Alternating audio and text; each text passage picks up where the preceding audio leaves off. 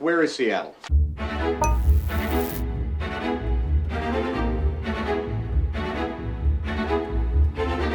In 1962, the British journalist Alistair Cooke, you remember him from Masterpiece Theatre, came to Seattle to check out the World's Fair.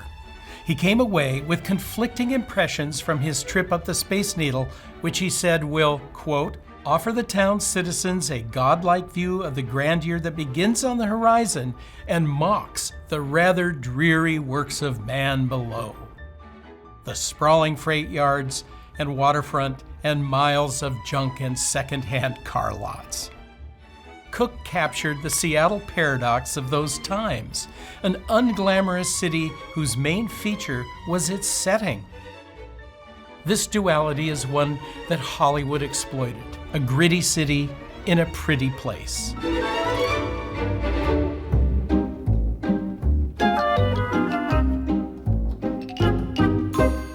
The very first Hollywood film shot in Seattle was Tugboat Annie,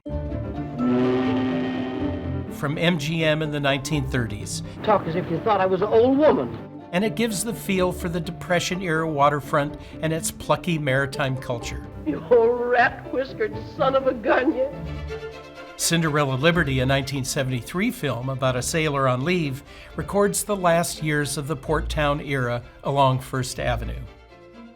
The dreary works of man turned out to have some Hollywood appeal. In movie after movie from the 1960s through the 1980s, Hollywood used Seattle as a backdrop for crime and car chases. Take the Space Needle, which was featured in the 1963 Elvis Presley film It Happened at the World's Fair. When was the last time you did eat? It's been days. Nourishment, that's what I need. Fine dining and Belgian waffles were given screen time then. But take a leap to 1974's Parallax View, a thriller whose opening scenes are set on the Needle where a political assassination takes place. The hitman in the film must be one of the dumbest in history because he runs to the Needle's roof to escape. He falls off, of course.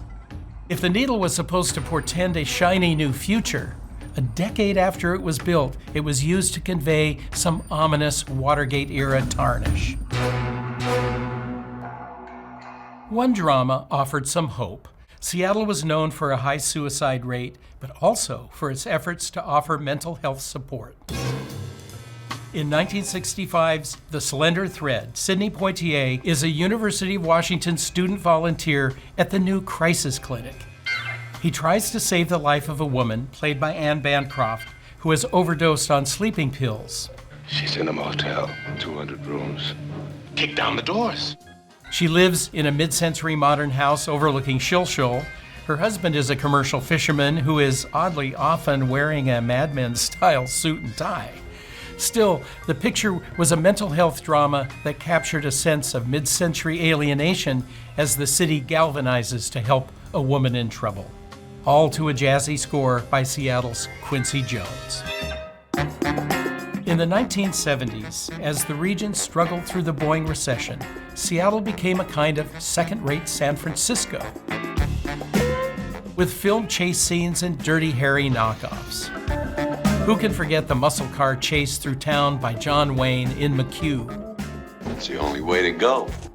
Even more impressive was Connie Stevens as a 70s campy crime fighter. Police freeze! Don't anybody move a muscle! Her romp through town in a dune buggy in the movie Scorchy is epic. The chase even ends with a shooting atop Ivers, and she then leaps off the ferry ramp at Coleman Dock. Seattle also seemed to be a magnet for cinematic con artists. Harry in Your Pocket is a 1973 film shot in part in Union Station, Pioneer Square, and downtown that features a team of pickpockets. Now here are the goods. Another con movie is David Mamet's 1987 House of Games, in which a Seattle psychiatrist, played by Lindsay Krause, decides to study con men. A key meeting place is the now gone 211 Billiard Club on Union. The shrink is conned herself, but there's a deadly twist. And speaking of deadly, the campy thriller Black Widow also from 1987, features Deborah Winger as a federal investigator who comes to town chasing a female serial killer played by Teresa Russell, who offs her husbands for money. This ushered in a darker era, which writer Tim Egan dubbed Northwest Noir. If Seattle could be a place of crime, then so too could its beautiful surroundings be infused with a sense of menace. What kind of fantastic trees have you got growing around here? Director David Lynch's TV series Twin Peaks captures the dark presence of Northwest forests and mountains and starred UW-trained actor Kyle MacLachlan. Federal Bureau of Investigation Special Agent Dale Cooper. Lynch's movie prequel in 1992, Twin Peaks: Fire Walk with Me, had some Seattle scenes, but they were overcome by the appearances of demons, visions, dream figures in a surrealistic hash and a memorable, eerie musical score. In the 90s, noir seems to have given way to love, whimsy, and grunge. Harry and the Hendersons offered a warm-hearted take on the biggest Northwest mystery. It's a Bigfoot person. And turned the ominous Lynch landscape of Twin Peaks into a safe zone for a lovable Sasquatch. Sleepless in Seattle? That's a chick's movie. Saw a Seattle man played by Tom Hanks learning about love from, of all people, Rob Reiner at the Athenian restaurant in the market.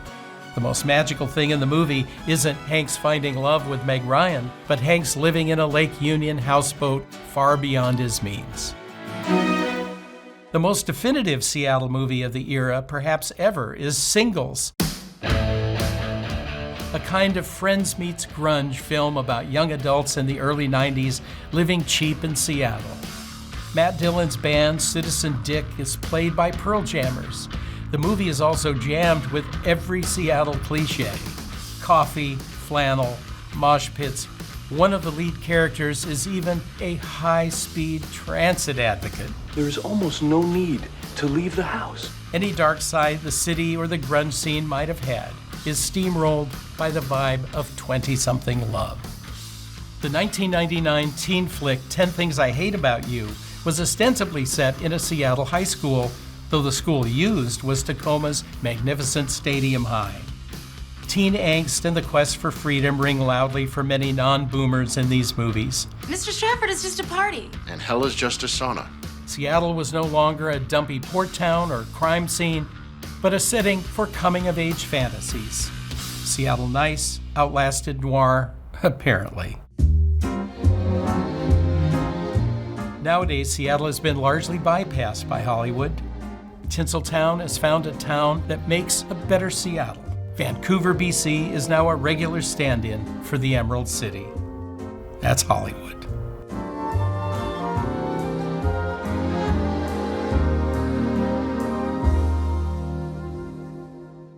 Hear more about this episode on the Mossback podcast.